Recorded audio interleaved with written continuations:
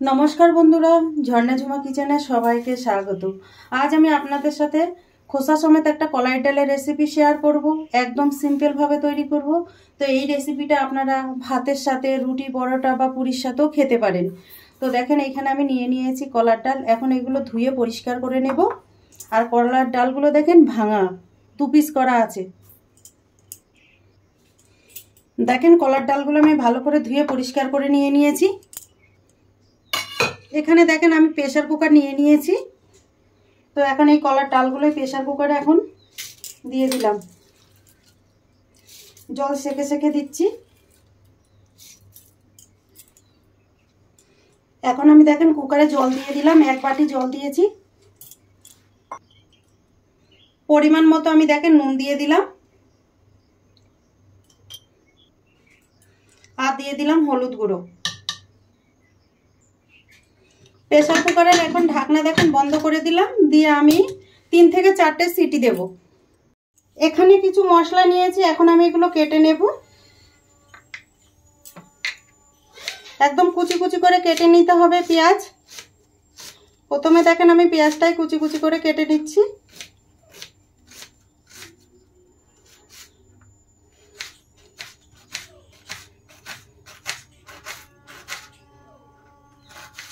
এই সব মশলাগুলোকে এইভাবে করে কেটে নেব আমি।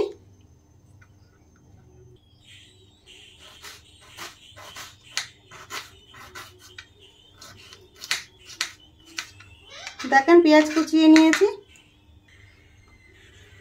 আরো একটা পেঁয়াজকে কুচি কুচি করে কেটে নিচ্ছি।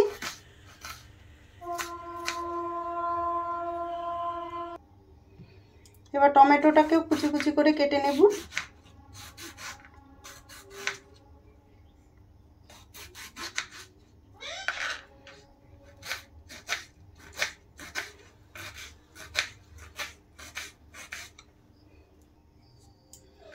এখন কাঁচা লঙ্কা কুচিয়ে নিচ্ছি।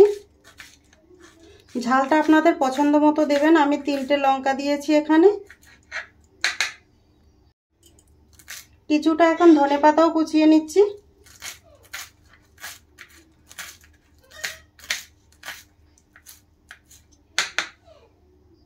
দেখেন সব মশলা আমি কেটে নিয়েছি। আর এখানে দেখেন আদা আর রসুনটাকেও কুচিয়ে নিয়েছি।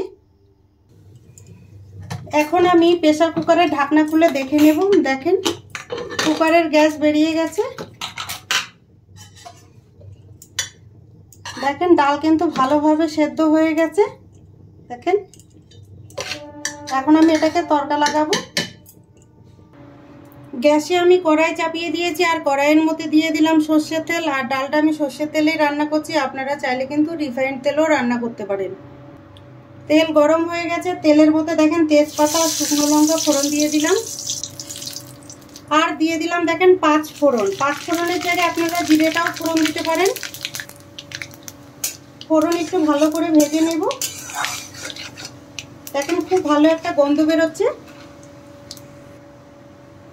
এখন আমি দিয়ে দিচ্ছি দেখেন রসুন আদা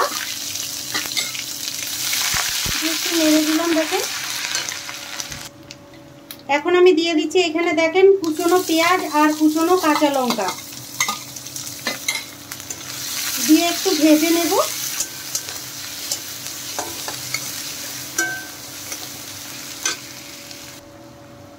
এখন মশলার মধ্যে দেখেন কিছুটা নুন দিয়ে দিলাম। ডালের মধ্যে কিন্তু নুন দেওয়া আছে, তো নুনটা একটু বুঝে দিতে হবে।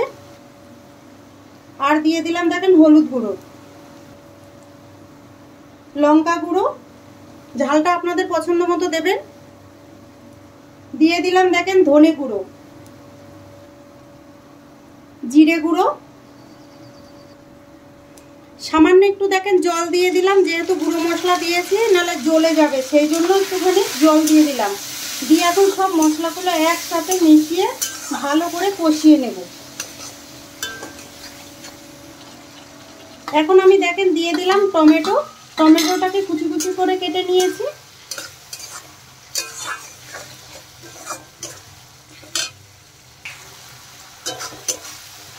দেখেন টমেটো পেঁয়াজ বেশ ভালোভাবে কষানো হয়েছে, অনেক নরম হয়ে গেছে দেখেন টমেটো আর পেঁয়াজ।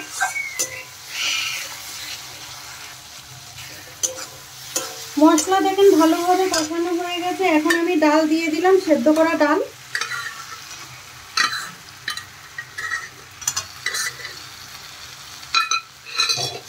দিয়ে দেখেন একটু নেড়ে দিচ্ছি মশলার সাথে।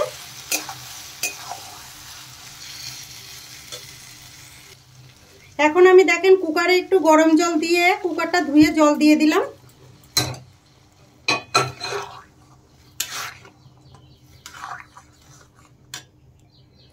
আর সামান্য একটু জল দেব। এখন ডাল দেখেন আমি পরিমাণ মতো জল দিয়ে দিয়েছি, আর এখন ভালোভাবে ফুটিয়ে নেব ডাল।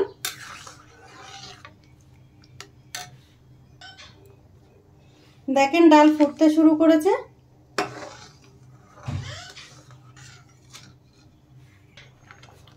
এখন আমি দেখেন দিয়ে দিলাম গরম মশলা গুঁড়ো।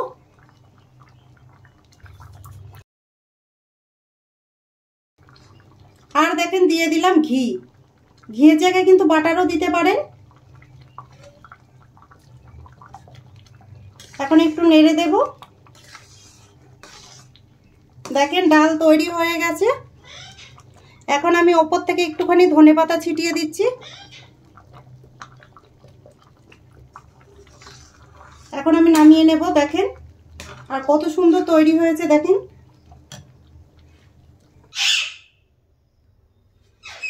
এখন আমি দেখেন বাটিতে ঢেলে নিলাম।